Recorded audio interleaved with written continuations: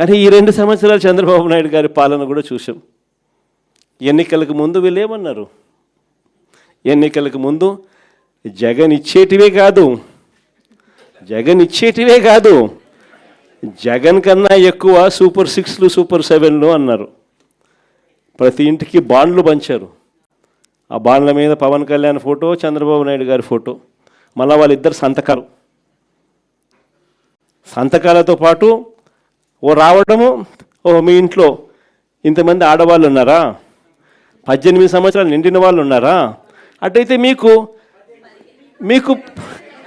నెల నెల మీకు 1500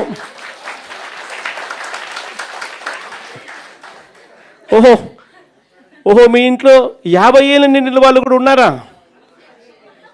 50 ఏళ్ళు నిండిన వాళ్ళు కూడా మీ ఇంట్లో ఉన్నారా? అయితే మీకు 48,000, మీకు 48,000, మీకు 48,000, నెల నెల మీకు 4,000. అంతేనా?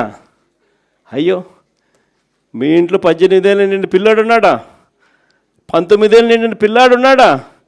20 ఏళ్ళు నిండిన పిల్లాడు ఉన్నాడా? ఉంటే నీకు 36,000, నీకు 36,000. అంతటితో ఆగదు. మీకు ROFR పట్టాలు ఉన్నాయా? మీరు రైతులా? అయితే నీకు 26,000, నీకు 26,000, నీకు 26,000. ఇలా మనం ఏమన్నా చేసేదానికన్నా కూడా 3 ఎక్కువ.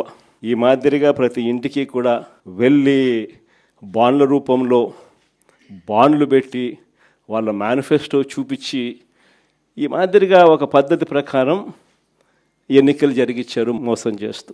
ఎన్నికలు అయిపోయాయి, 2 సంవత్సరాలు అయిపోయింది. ఈ 2 సంవత్సరాల తర్వాత పరిస్థితి ఏమిటి అని చూస్తే, ఈరోజు 18 ఏళ్ళు నిండిన ప్రతి అమ్మాయికి, ప్రతి అక్కకు, ప్రతి చెల్లెమ్మకు నెలకు 1,500 రూపాయలు చొప్పున, సంవత్సరానికి 18,000 చొప్పున, 2 ఏళ్ళకు ఇప్పటికే 36,000 బాకీ. పిల్లలందరికీ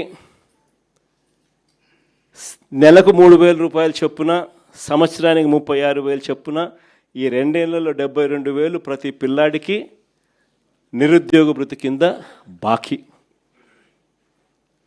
50 ఏళ్ళు నిండిన ప్రతి అక్క చెల్లెమ్మకు